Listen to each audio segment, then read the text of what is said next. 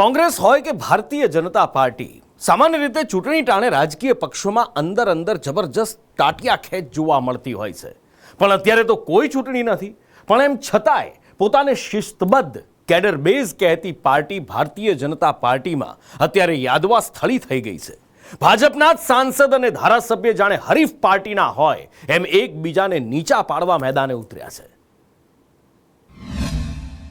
સપાટી પર આવ્યો ભાજપનો ડખો, ભાજપમાં જામ્યું મહાભારત.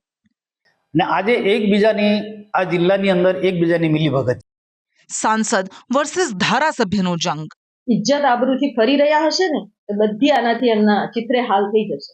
ભલે ભાજપ ઉપરથી તો ઓલ ઇઝ વેલના દાવા કરતી હોય, પણ અંદર ખાને ક્યારેક રાજકોટ તો ક્યારેક વડોદરા તો ક્યારેક નર્મદામાં ભાજપમાં પણ ટાંટિયા ખેંચ ઉઘાડી પડતી રહે છે. સહકારી ક્ષેત્રોની ચૂંટણીઓમાં ભાજપના જ નેતાઓ એકબીજાને પાડવા જાહેર મંચ પરથી શાબ્દિક બાણ છોડતા રહે છે. અને હવે પોતાને પાર્ટી વિથ ડિફરન્સ કે પછી એક શિસ્તબદ્ધ પાર્ટી ગણાવતા ભાજપમાં નર્મદામાં મહાભારત જામ્યું છે. ભરૂચના સાંસદ મનસુખ વસાવા અને નાંદોદના ધારાસભ્ય દર્શના દેશમુખ જાણે વિરોધી પક્ષના હોય એમ સામ સામે વાર પલટવાર કરી રહ્યા છે. 7મી ડિસેમ્બરે મનસુખ વસાવાએ પોતાને મળેલા નનામા પત્રના આધારે ભાજપ આપના નેતાઓ પર તોડ કર્યાના આક્ષેપ કરી દીધા. હવે મનસુખ વસાવાએ તો નામ વગર આક્ષેપ કર્યા હતા, પણ દર્શના દેશમુખ જાણે સમજી ગયા કે તોપનું નાળચું એમના તરફ જ છે, અને એટલે એમણે પણ ચીમકી આપી દીધી કે જો સાંસદ આક્ષેપ પાછા નહીં ખેંચે તો માનહાનિનો દાવો કરીશ, ધરણા પર બેસીશ. પણ આ પ્રકારનો જે નર્મદા જિલ્લાની અંદર એક બધાને મિલીભગતથી એ પ્રકારનો એક ભ્રષ્ટાચાર ચાલે છે, તોડ પાણી ખાય છે, એ મારે અટકાવવું છે. મારા સિવાય કોઈ બોલતું નથી. એટલે એ જે નથી બોલતા એ લોકો બીજા એકબીજા સાથે મળેલા છે, તાર અડેલા છે. અને બીજું કે આટલો મોટો ભ્રષ્ટાચાર થતો હોય તો કોઈને તો ખબર કેમ ના પડે? અને મેં તપાસ કર્યું છે. માન્ય સાંસદ શ્રીએ જે અમારી પર આરોપો લગાવ્યા છે એ આરોપોનું એ ખંડન કરે, એની સાબિતી આપે, અને જો એ સાબિતી ન આપી શકે તો આવનારા દિવસોમાં એમની સામે હું માનહાનિનો દાવો પણ કરીશ.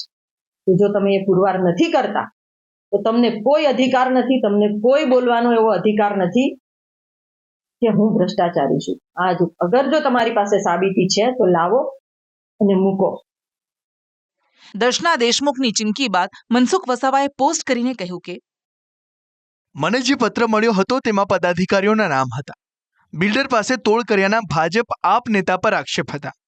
આ બાબતને લઈ ધારાસભ્ય દર્શનાબેન ધરણા પર બેસવાના છે. તેનાથી ભ્રષ્ટાચારીઓને અને પ્રજાને ઉશ્કેરી તોડપાણી કરનારાને પ્રોત્સાહન મળશે. ધારાસભ્યને નારાજગી હોય તો પક્ષ કે સરકારમાં ધ્યાન દોરવું જોઈએ. ધરણા પર બેસવું યોગ્ય નથી. દર્શના દેશમુખે ધરણા પર બેસવાની ચીમકી આપી તો મનસુખ વસાવાના કાયમી હરીફ આપના ચૈતર વસાવાએ પણ મનસુખ વસાવાને સલાહ આપી દીધી કે વાણીવિલાસ બંધ કરી લોકોના કામમાં ધ્યાન આપો. તો મનસુખભાઈ વસાવા પર એવા જો કોઈ પુરાવા હોય તો એમણે જાહેર જનતામાં એ પુરાવા મૂકવા જોઈએ. દર્શનાબેન દેશમુખે પણ એમની સામે ચેલેન્જ કરી છે કે પુરાવા આપો નહીં તો માનહાનિનો કેસ થશે. ત્યારે મનસુખભાઈ વસાવા દર્શનાબેનના તમામ આક્ષેપોનો ટૂંક જ સમયમાં ખુલાસો કરે, જનતા જાણવા માંગે છે એવી એમને હું વિનંતી પણ કરું છું. અને સાથે સાથે જે મનસુખભાઈનો પોતાનો સ્વભાવ રહ્યો છે કે મને પૂછીને જ બધું થવું જોઈએ, ધારાસભ્યનું કોઈ પણ કામ નહીં થવું જોઈએ, અધિકારીઓને પણ એ પ્રકારે એ સૂચનાઓ આપતા હોય છે અને પોલીસનો ઉપયોગ પણ એ પ્રકારે કરતા હોય છે. ત્યારે ધારાસભ્ય તરીકે અમને જે લોકોએ મત આપીને જે પ્રતિનિધિ બનાવ્યા છે, અમારા અધિકારો છીનવાય છે, અમારી જે વાતો હોય છે તે અમારી જે લોકોના કામો હોય છે અટવાય છે. જોકે આ પ્રદેશમાં ભાજપમાં તિરાડો કંઈ પહેલી વખત સામે નથી આવી.